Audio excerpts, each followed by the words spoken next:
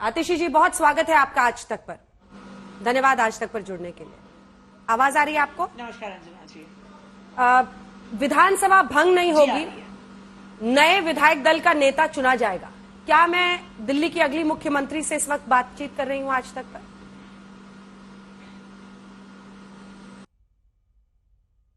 जी, आप एक ऐसी पार्टी की नेता से बात कर रही हैं जिसने आज एक ईमानदारी की नई मिसाल कायम की है।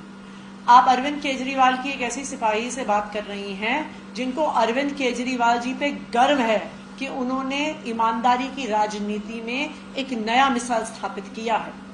किस देश के नेता में आज ये हिम्मत है कि वो जनता को जाके बोल सके कि अगर मेरी ईमानदारी पे भरोसा है तो मुझे वोट दो, मेरी ईमानदारी पे भरोसा नहीं है तो मुझे वोट मत दो।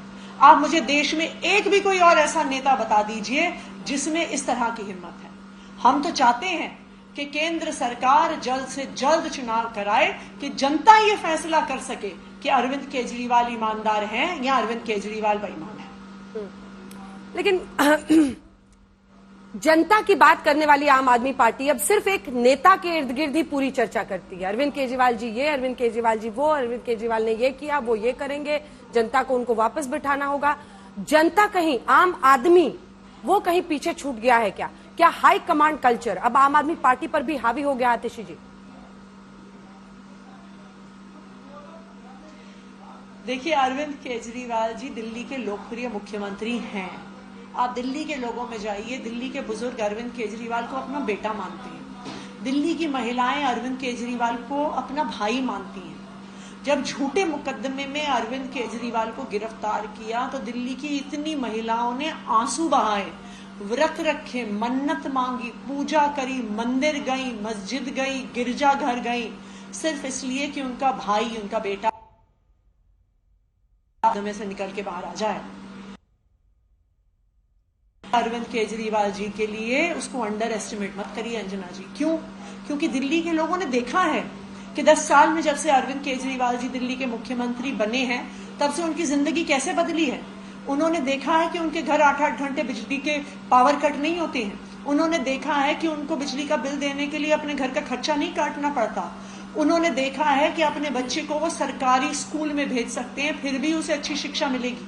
उन्होंने देखा है कि परिवार में किसी व्यक्ति का इलाज कराने के लिए उन्हें अपने गहने गिरवी नहीं रखने पड़ते हैं। इसलिए दिल्ली के लोग अरविंद केजरीवाल से प्यार करते हैं और इसी वजह से अरविंद केजरीवाल इस देश के इकलौते ऐसे नेता हैं जो अपनी जनता को, अपने दिल्ली के लोगों को ऐसा चैलेंज दे सकते हैं कि अगर तुम्हें मेरी ईमानदारी पे भरोसा है तो मुझे वोट दो, वरना मुझे वोट मत देना। लेकिन अरविंद केजरीवाल के ही इर्द गिर्द पूरी बात आम आदमी पार्टी की अब सिमट गई है। मेरा अगला प्रश्न आपसे यह है कि क्या चारों तरफ से घिरने के बाद, क्योंकि कई सारे लोग हमारे साथ सुबह से बैठे हुए जिनसे हम चर्चा कर रहे हैं, आपके पुराने साथी आशुतोष भी हैं, सबका ये कहना है कि टू लिटिल टू लेट। अगर इस्तीफा देना था तो उस वक्त देना था जब ये आरोप लगे थे, इस्तीफा देना था तो पूरी तरह से देना था, विधानसभा भंग करते। अब मुख्यमंत्री आपकी पार्टी का बना रहेगा ताकि कुर्सी भी आपकी पार्टी के पास रहे, उनका घर भी उनके लिए बरकरार रहे।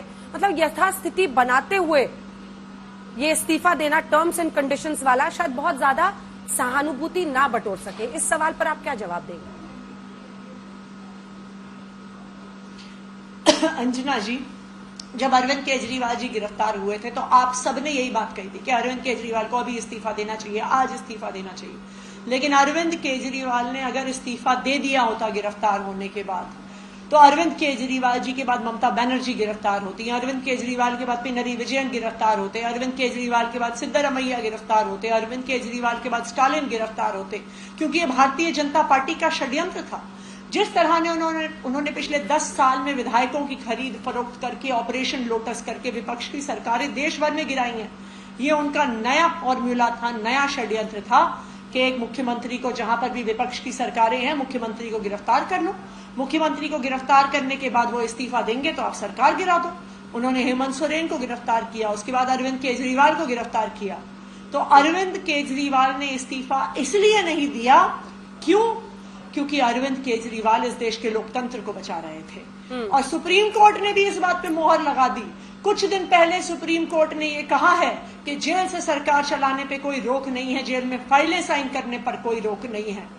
लेकिन आज अरविंद केजरीवाल जी जब बाहर आए हैं, वो इस्तीफा इसलिए दे रहे हैं क्योंकि कोर्ट ने तो उनको जमानत दे दी। कोर्ट ने तो इस देश के सबसे सख्त पीएमएलए कानून में उन्हें जमानत दे दी। कोर्ट ने तो सीबीआई और ईडी पे और केंद्र सरकार के मुंह पे तमाचा मार दिया, ये कह के कि ये एजेंसी पिंजरे में बंद तोते की तरह है।